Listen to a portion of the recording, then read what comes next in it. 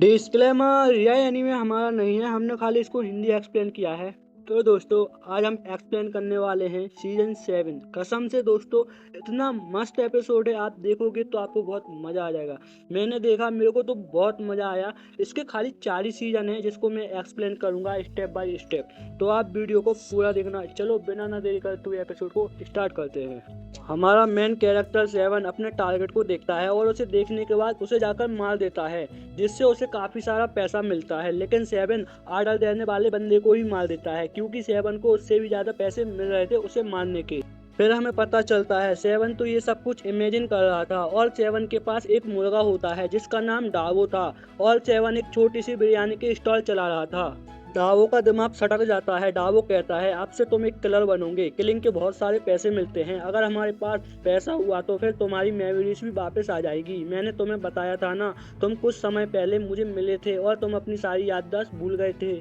डाबो उसे किलर्स के बारे में बताता है। किलर 2 प्रकार के होते हैं, पहला जो सरकार के लिए काम करते हैं और दूसरा जो अपनी मर्जी के मालिक होते हैं। टॉप 10 में आने वाले किलर्स की पावर एक्सट्रीम लेवल की होती है। फिर डाबो उसे अपना एक नया इन्वेंशन गैजेट दिखाता है, जिससे 7 किसी का रूप भी ले सकता है। उनके पास एक और मुर्गा था जिसका नाम सामी था और उड़ भी सकता था। डाबो और 7 से कहता है, अब तुम एक किलर बन चुके हो, तुम्हारा पहला मिशन है, सामने के होटल में शादी हो रही है, तुम्हें दुल्हन के बाल काट के लाना है। असल में दूल्हे की एक्स गर्लफ्रेंड ने हमें 5000 येन दिए हैं उसके बाल काटने के बदले। 7 होटल में जाकर दुल्हन के बाल तो काट देता है, लेकिन वो सब कुछ गड़बड़ कर देता है और सारी जनता डाबो और 7 के पीछे पड़ जाती है। वो दोनों अलग अलग भागने लगते हैं और 7 स्टैंड रोबोट से टकरा जाता है। स्टैंड का रोबोट जैसे ही 7 के टोकन को देखता है, वो उसके ऊपर अटैक करने लगता है। 7 भी उसके साथ फाइट करता है, लेकिन फाइट के दौरान एक लड़की आकर उस रोबोट का सर काट डालती है। असल में ये लड़की किलर रैंकिंग लिस्ट में 13 नंबर 7 पे आती है और 37 से कहती है, आखिर तुम्हारे पास किलर लीग का टोकन कहाँ से आया। लेकिन वो रोबोट का सर खुद को सेल्फ डिसिप कर लेता है। 30 वहां से निकल लेती है और 7 ब्लास्ट से बच जाता है। और घर पहुंचने के बाद डाबो उससे कहता है, अब तुम बाल काटने का काम करोगे ताकि हम दोनों पैसे कमा सके, और इसी के साथ किलिंग का काम भी। फिर हमें रात का सीन दिखाया जाता है। बिल्लियों की बॉस म्याऊ किटी डॉग्स के बॉस मैट पार्क को किस तरह मारें, इस बारे में सोच रही थी। म्याऊ किटी की साथी सजेशन देती है, हमें किलर को हायर करना चाहिए। म्याऊ किटी 7 को हायर करती है और उसे कहती है, तुम्हें बस मैट पार्क की आंखों को फोड़ना है। उसके बाद 7 डॉग्स के हेड क्वार्टर के अंदर घुसने की लिए डाबू का गैजेट का इस्तेमाल करता है और एक छोटा सा डॉग बन जाता है और जैसे तैसे करके मैट पार्क के पास पहुंच जाता है। लेकिन मैट पार्क को उसके ऊपर शक होने लगता है, क्योंकि 7 से इंसानों की स्मेल आ रही थी। मैट पार्क के साथ ही कहता है, मेरे पास एक आइडिया है, तुम्हें इस गंदी चीज को खाना, क्योंकि कोई भी डॉग ऐसी चीज खा सकता है। 7 ऐसी चीज खाने से रहा, वो अपने असली फॉर्म में आ जाता है और मैट पार्क की आंखों को फोड़ देता है।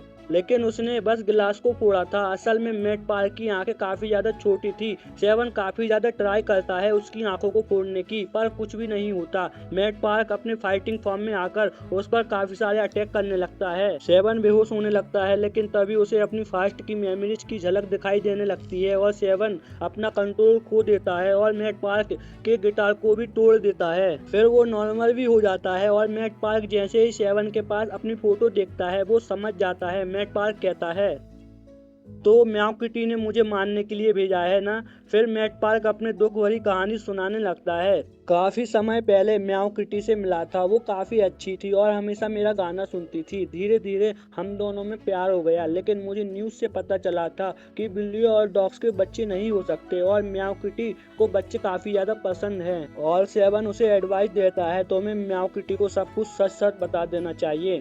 फिर हमें अगले सीन में देखते हैं, म्याऊ किटी ने पूरी बिल्लियों की फौज जमा कर ली थी और तभी उसे मैट पार्क का गाना सुनाई देने लगता है। मैट पार्क अपने गाने के जरिए बताता है, मैंने तुम्हें बस तुम्हारी भलाई के लिए छोड़ा था।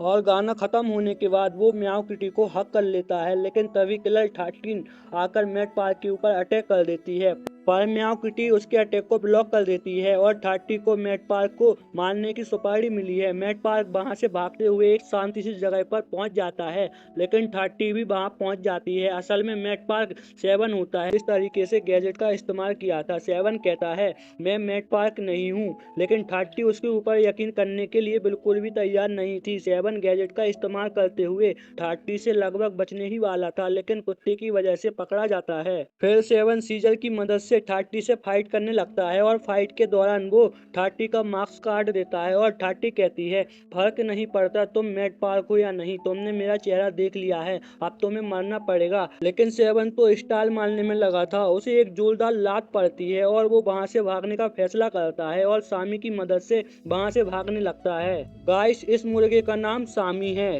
30 उन दोनों के ऊपर स्टार से अटैक करती है और वो दोनों नीचे गिर जाते हैं और सामी के साथ कुछ अजीब होने लगता है। 30 अपने बालों पर लगे हुए वेपन से 7 को मारने वाली थी, लेकिन 7 आगे हो जाता है और उन दोनों में गजब की चीज हो जाती है।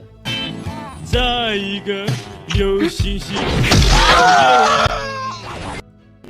लेकिन 7 को उसका हिसाब जल्दी चुकाना पड़ता। जब 30 दोबारा से अटैक करती है, सामने कोई आ जाता है और उसकी तलवार को तोड़ देता है और वो कोई और नहीं सामी था। और तब तक म्याऊ किटी अपने पूरे सेना को लेकर वहां पर आ चुकी थी। 30 के पास भागने के अलावा और कोई भी रास्ता नहीं बचता और 7 उससे कहता है अगली बार हम लोग डेट पे जाएंगे, मेरा नाम 7 है। और 30 कहती है मैं तुम्हारा नाम याद रखूंगी। फिर हमें अगले दिन का सीन दिखाया जाता है। 7 के हेयर सैलून में चेयरमैन जैक आई थी। वो एक फोटो दिखाता है और 7 फोटो देखकर एकदम गजब तरीके से बाल काट देता है, लेकिन चेयरमैन जैक उसे उसकी सुपारी दे रही थी उस बंदे को मारने की। उसके बाद 7 उस बंदे का पीछा करने लगता है। गैजेट से रूप को बदलकर एक चड्डी में बदल जाता है, क्योंकि उस ठरकी को चड्डियां कलेक्ट करना काफी ज्यादा पसंद है। वो ठरकी 7 को अपने घर ले जाकर चड्डियों की कलेक्शन में रख देता है और 7 मौका देखकर उसे मारने वाला था, लेकिन उसे नहीं मार पाता और वो ठरकी 7 को पहनने ही वाला था। लेकिन तभी दरवाजा खुल जाता है और वहां पर चेयरमैन जैक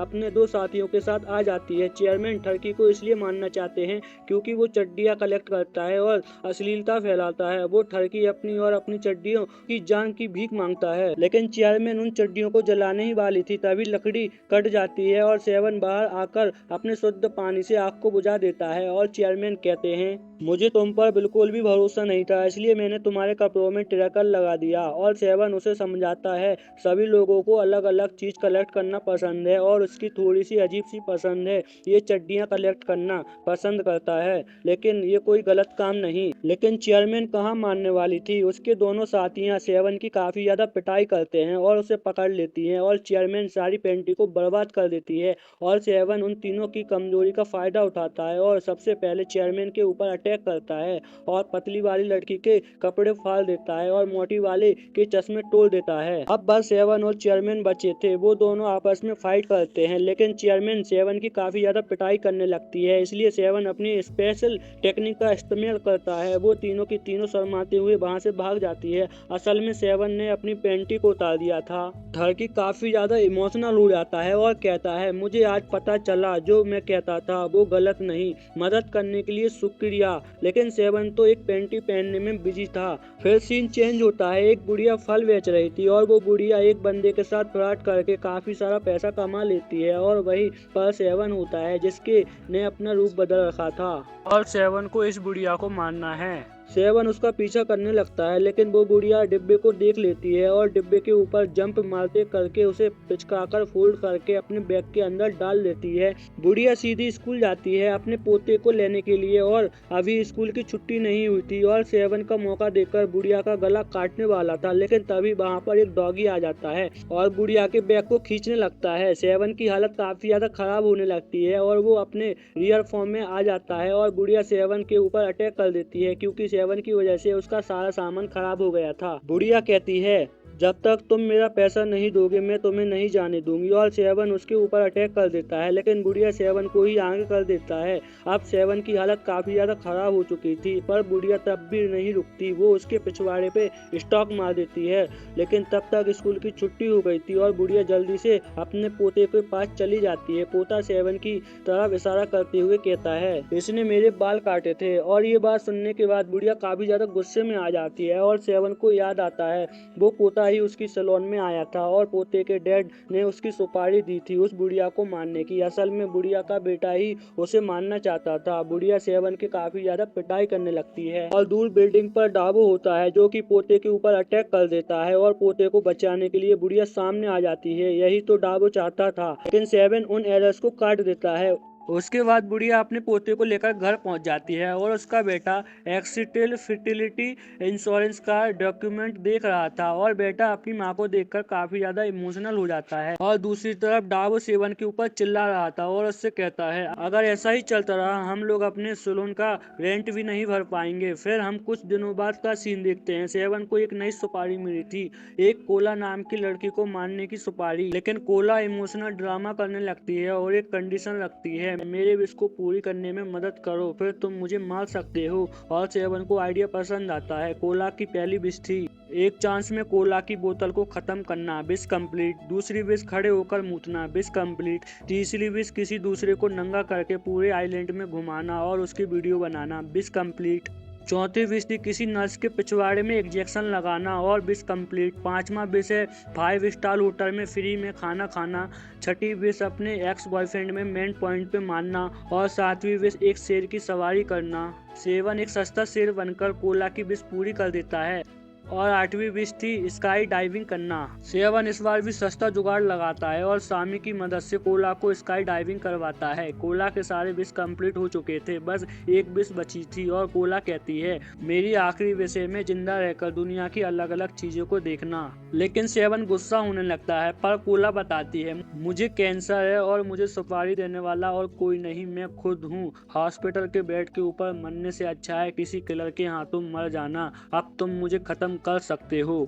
और सेवन अपने सीजर का इस्तेमाल करने लगता है और कोला अपनी पुरानी बातों को याद करती है। उसे हमेशा बिस्तर पर पड़ा रहना था और लोग उसका मजाक भी उड़ाते थे, वो उसकी जिंदगी ज्यादा अच्छी नहीं थी। सेवन कहता है मैंने मिस कर दिया, अब मैं तुम्हें नहीं मानने वाला, पर याद रहे मैं तुम्हारे पैसे को नहीं लौटाऊंगा। और एक फोटो देता है और चला जाता है। ये फेमस डॉक्टर है, शायद यह तुम्हारा इलाज कर सकता है। फिर हम कुछ दिनों बाद का सीन देखते हैं। सेवन और डाबो एक बीच पर होते हैं। सेवन तो लड़कियों को सनस्क्रीन लगाने के लिए चला जाता है, तभी डाबो को किसी का कॉल आ जाता है और डाबो बात करके सेवन से कहता है हमें एक मिशन मिला है, जल्दी से मिशन पर जाओ। और बेचारा सेवन सनस्क्रीन को भी नहीं लगा पाता और मिशन देने वाला बंदा कोस्ट गार्ड था और कोस्ट गार्ड सेवन को बताता है मुझे 10 साल से सैलरी नहीं मिली इसलिए मैंने अपनी पैंट बेच दी, ये रहे तुम्हारे पैसे। इस चिकन आइलैंड की तरफ 3 पायलट की शिप आ रही है, तुम्हें पायलट को कैप्टन को मानना है, यह काम कर दो। नेक्स्ट सीन में सेवन पानी में होता है और सेवन का प्लान था डूबती हुई मछली का नाटक करना। शिप के अंदर से एक हाथ आता है और सेवन को अंदर ले लेता है और शिप के अंदर 2 बंदे होते हैं जो कि सेवन के लिए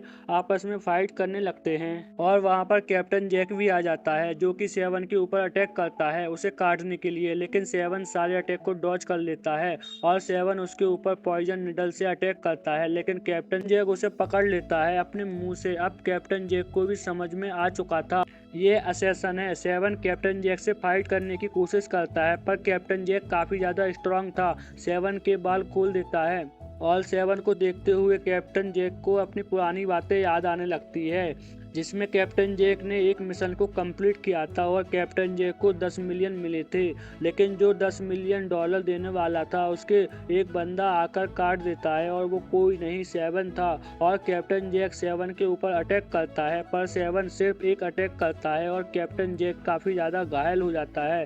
फिर सीन प्रेजेंट में आता है। कैप्टन जैक अपने मन में कहता है यह बंदा उसकी तरह दिख रहा है लेकिन उसकी तरह बिल्कुल भी नहीं है। कैप्टन जैक सेवन से कहता है अगर तुम मुझे 1 इंच भी हिला देते हो फिर मैं अपनी शिप को लेकर वापस चली जाऊंगा। और सेवन उसके सामने एक बुरा सा मुंह बनाता है और कैप्टन उसका थोबड़ा देखकर 1 इंच हिल जाता है। सेवन कहता है मैं जीत गया और कैप्टन जैक अपने असूल का पक्का था, वो अपने शिप को लेकर वापस चला जाता है और सेवन भी दिल का अच्छा था, वो कोस्ट गार्ड को उसका पेंट खरीद कर वापस दे देता है। फिर हमें अगले दिन का सीन दिखाया जाता है। 2 लड़कियां सामी के साथ खेल रही थी और ऊपर से सेवन लड़कियों के ऊपर नजर रख रहा था। हाल ही में सेवन को एक मिशन मिला था, सेवन को एक बंदे को मारना था और उस बंदे की पत्नी ने सेवन से कहा था अगर मेरा पति किसी और लड़की के साथ साथ मिले तो उसे वहीं मार देना। 7 दूरबीन से देखता है, वो बंदा किसी औरत के साथ होता है और साथ एक बॉडीगार्ड भी था। तभी 7 को 2 बंदे नारियल समझकर नीचे टोल लेते हैं, पर 7 जैसे तैसे करके एक केकड़ा बनकर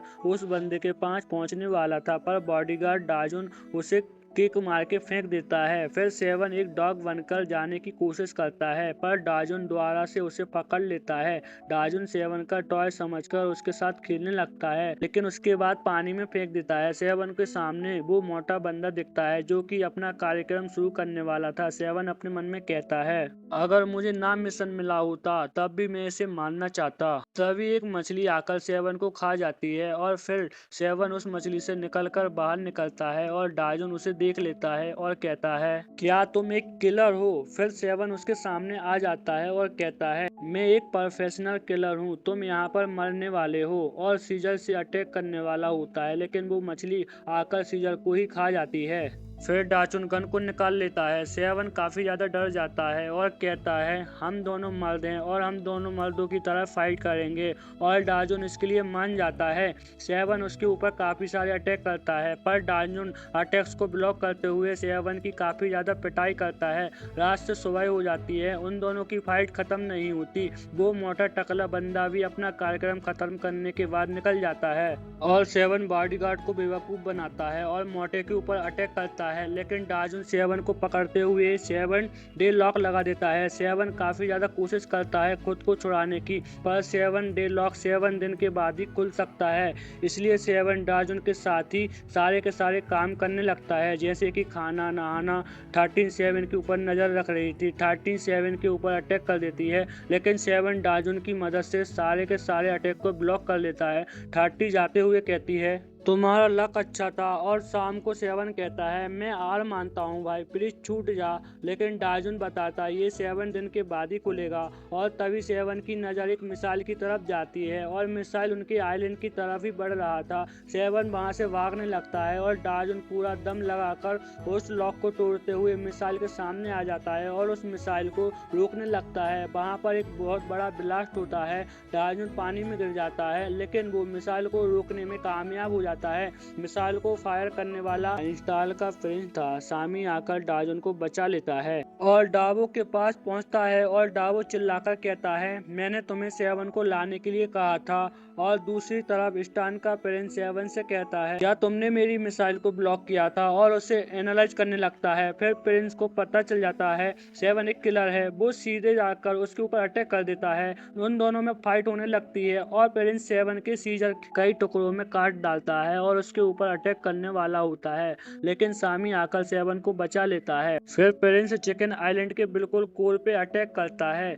स्टेन का प्रिंस चिकन आइलैंड में रहने वाले सभी लोगों से कहता है, ये आइलैंड तबाह होने वाला है। आइलैंड के बीचों बीच एक एनर्जी रोक है जिसे कि मैं निकालने वाला हूँ। एनर्जी रोक के निकलते ही ये आइलैंड तबाह हो जाएगा।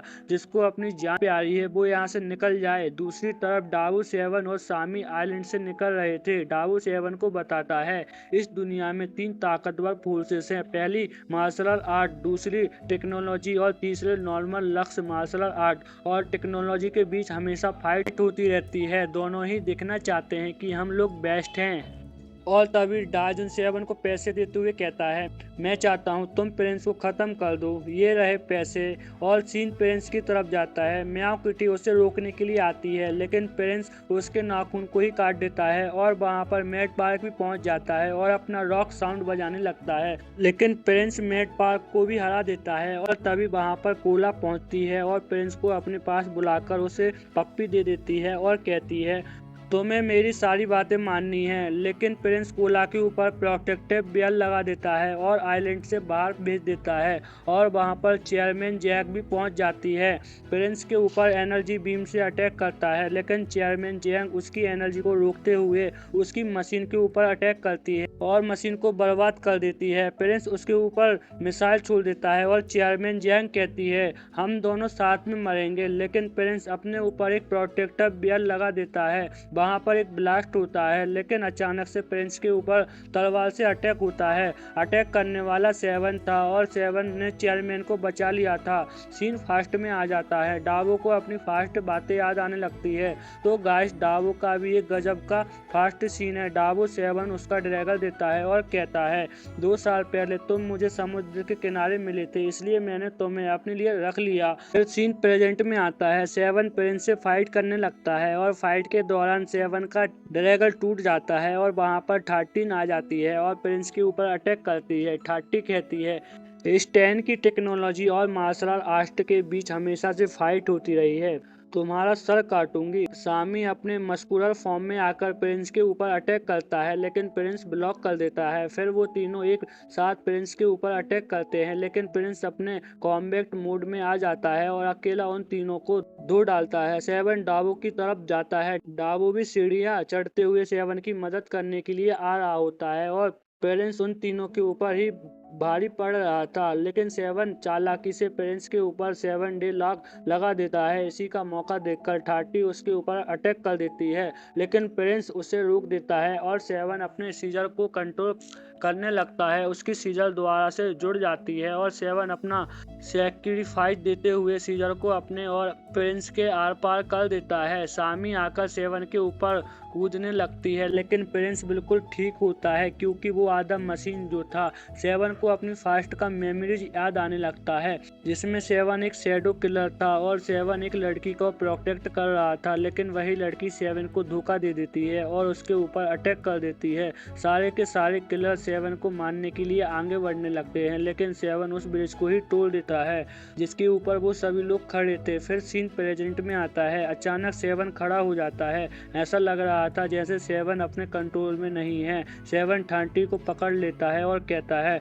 मैं तुम्हें प्रोटेक्ट करूंगा, और अपने ड्रैगन को ले लेता है। सेवन का ड्रैगन भी एकदम हील हो जाता है। 30 टेलीपैथी की मदद से अपने मास्टर को सब कुछ दिखाने लगती है। सेवन प्रिंस के ऊपर अटैक कर देता है। सेवन की तलवार टूट जाती है कई टुकड़ों में, लेकिन वो दोबारा से जुड़ जाती है और सेवन प्रिंस का हाथ काट डालता है। प्रिंस के पास कोई भी रास्ता नहीं बचता। वो अपने रोबोट में बैठ जाता है और कहता है, अब तुम कंफर्म मरने वाले हो। सेवन अपने शॉट के काफी ज्यादा लंबा कर देता है और प्रिंस के उस रोबोट को बिल्कुल बीच के बीच काट देता है। वहां पर एक ब्लास्ट होता है। डेवो सेवन के पास आने लगता है, लेकिन सेवन कहता है, मैं शैडो किलर हूँ, मैं तुम्हें खत्म कर दूंगा, लेकिन वहीं बेहोश हो जाता है। ये सब कुछ देखने के बाद 30 का मास्टर कहता है, सेवन को मार डालो और उसका ड्रैगन मेरे पास लेकर आओ, पर 30 ऐसा नहीं कर पाती। कुछ दिनों ट्रीटमेंट के बाद सेवन बिल्कुल ठीक हो जाता है। 30 सेवन के सीजर को ठीक करवाकर बिल्कुल नया चकाचक करवा देती है और सेवन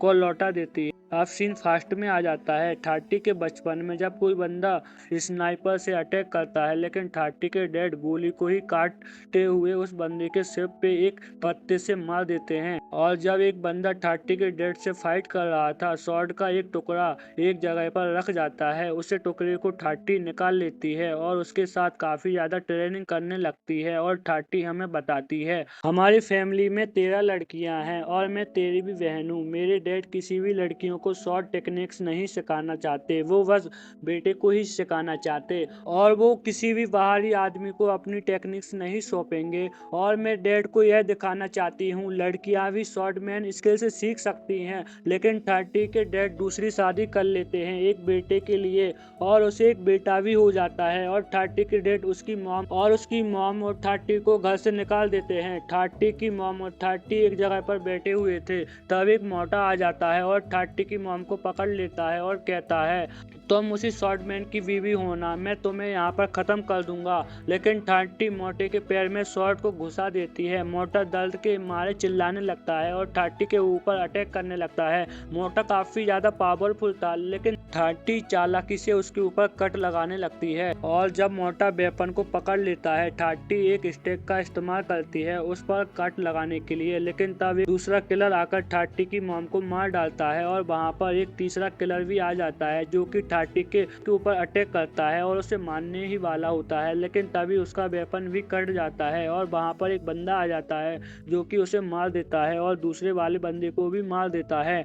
बचा था वो मोटा बंदा, लेकिन जो यहाँ पर आया था वो मोटे को भी खत्म कर देता है। 30 अपनी मॉम के पास आती है, लेकिन उसकी मॉम पहले ही मर चुकी थी। 30 उस मास्टर से कहती है प्लीज मुझे अपने साथ ले लो, तो वो शॉर्ट मास्टर 30 को अपने साथ ले लेता है। अब सीन जाता है डाबू के पास में। डाबू एक काफी ज्यादा बुरा सपना देख रहा था जिसमें कि डाबू को पकाकर खाया जा रहा था और अचानक से डाबू चिल्लाते हुए उठ जाता है। असल में डाबू एक ऐसी जगह पर था जहाँ पर सभी मुर्गों को पकड़कर रखा गया था। उसके बाद डाबू अपने बेस्ट फ्रेंड डाफी से बात कर रहा था और डाफी डाबू को बताता है मैंने कुक फाइटिंग में पार्टिसिपेट किया है, ये सब कुछ मैं अपने बेटे सामी के लिए कर रहा हूँ। अगर मैं फाइटिंग में अच्छा कर पाता हूँ तो फिर मेरे बेटे को बिग फाइटर माना जाएगा और उसे पकाकर नहीं खाया जाएगा। मेरी फाइट होगी सबसे ताकतवर मुर्गे किंग फैशन से।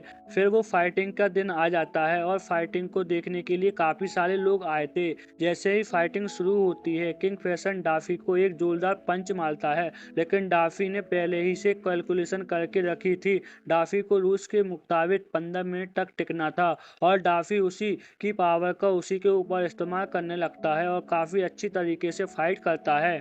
डाफी किंग फैशन की उंगलियों को मोड़ देता है और ये फाइटिंग मुर्गे का मालिक भी देख रहा था। वो अपने मन में कहता है अगर मुझे पता होता फाइटिंग में कुछ ऐसा होगा तो फिर फाइटिंग में काफी सट्टा लगा था। किंग फैशन काफी ज्यादा गुस्से में आ चुका था और ड्रग का इंजेक्शन निकालता है और खुद की बॉडी में ड्रग इंजर कर लेता है और काफी ज्यादा स्पीड से डाफी को पकड़ लेता है। रूस के मुताबिक 15 मिनट हो गए थे और डाफी की जीत हो गई थी, लेकिन किंग फैशन कहता है तुम्हें क्या लगता है ये सारी ऑडियंस बस रूस को फॉलो करेगी? नहीं, ये सारी ऑडियंस एक मुर्गी को मरता हुआ देखने के लिए आई है। और डाबू की आंखों के सामने डाफी की काफी ज्यादा बुरी तरह से मार देता है और फाइट खत्म होने के बाद डाबू अरीना में होता है और डाबू डाफी का चश्मा पहन लेता है और कहता है ये पूरी दुनिया गलत है। मेरे दोस्त तुम जीत गए थे, तुम्हारा बदला मैं लूंगा और सामी की चिंता मत करना, उसका ध्यान मैं रखूंगा। फिर सीन प्रेजेंट में आता है। ये सारी कहानी डाबू सामी को सुना रहा था। डाबू अपनी स्टोरी कंटिन्यू रखता है और डाबू जब सामी को बताता है कि तुम्हारे डैड नहीं रहे तब सामी काफी ज्यादा रोने लगती है, लेकिन डाबू उसके सर के ऊपर मारता है और कहता है अब तुम मेरे साथ रहोगे। और डाबू फाइटिंग में पार्टिसिपेट कर लेता है और बाकियों से कहता है अगर काफी सारा पैसा जीतना चाहते हो तो मेरे ऊपर सट्टा लगाना। और ये बात सुनने के बाद वो लोग हंसने लगते हैं। फिर फाइटिंग का वो दिन आ जाता है। जैसे ही फाइट शुरू होती है डाबू किंग फैशन को मिडल फिंगर दिखाता है और किंग फैशन डाबू को पकड़ लेता है और कहता है मुझे तुम याद हो, तुम तो उसी ब्लू फेदर के दोस्त हो ना, मैंने तुम्हारा चेहरा देखा था, तुम डरावने लग रहे थे, पर चिंता मत करो मैं तुम्हें खत्म कर दूंगा। और डाबू काफी ज्यादा पिटाई करने लगता है। पिटाई करने के बाद डाबू उसे मिडल फिंगर दिखाता है। किंग फैशन को मालिक की बात याद आने लगती है। उसने कहा था अगर तुम 5 मिनट के अंदर अंदर उस मोटे चिकन को नहीं हरा पाते तो फिर मैं तुम्हें मार डालूंगा, क्योंकि अगर ऐसा हुआ तो मैं काफी सारे पैसे हार जाऊंगा। और याद करते हुए किंग फैशन डाबू के काफी ज्यादा बुरी तरह से पीटता है, लेकिन तब भी डाबू उसे मिडल फिंगर दिखाता है और टाइम काफी ज्यादा कम बचा था। किंग फैशन ड्रग का डोज लेने के बारे में सोचता है, लेकिन वो ड्रग तो डाबू के हाथ में था। असल में डाबू का मेन प्लान वो ड्रग का डोज लेना था।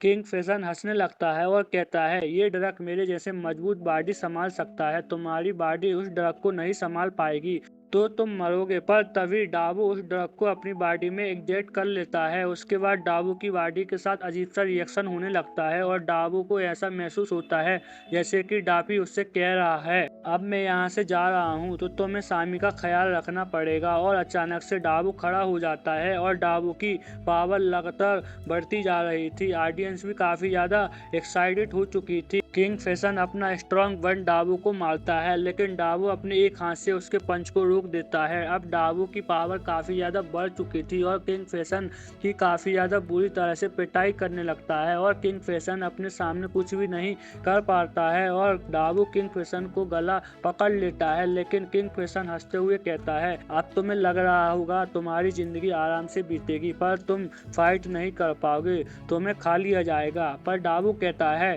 मेरे प्लान अलग है। डायवो किंग फिशन को पकड़कर टोपी वाले बंदे की ओर फेंक देता है और टोपी वाला बंदा गन को निकालकर शूट करता है। इसी का फायदा उठाकर डायवो उसे बंदे को पकड़ लेता है, यानी कि ऑनर को पकड़ लेता है और जितनी भी पब्लिक थी वहां से निकल लेती है। डायवो कहता है सभी मुर्गों को छोड़ दो नहीं तो उसकी गर्दन उड़ा दूंगा। उसके बाद सभी मुर्गों को छोड़ दिया जाता है और वो सारे मुर्गे वहां से भागने लगते हैं। डायवो कहता है मैंने तुम इंसानों से कुछ सीखा है, ये दुनिया काफी ज्यादा निर्दय है और ओनर को मारने ही वाला होता है, लेकिन सामी ये सब कुछ देख रहा था इसलिए डायवो ओनर को नहीं मारता। पर ड्रग का नशा उतर जाता है और डायवो वहीं पर बेहोश हो जाता है। ओनर कहता है अब मैं तुम्हें काफी ज्यादा बुरी तरह से मारने वाला हूँ, लेकिन सामी डायवो को पकड़कर उड़ने लगती है। असल में गाइस सामी की मॉम एक कबूतर थी, इस वजह से सामी उड़ पाता है। फिर हमें कुछ दिनों बाद का सीन दिखाया जाता है। डायवो और सामी चिकन आइलैंड पहुंच जाते थे,